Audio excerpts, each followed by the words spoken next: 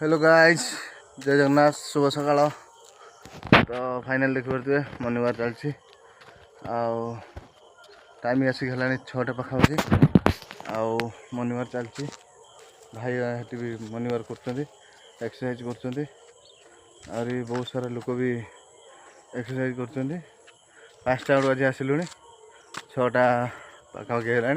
तो आउ टे समय करदे पलि जा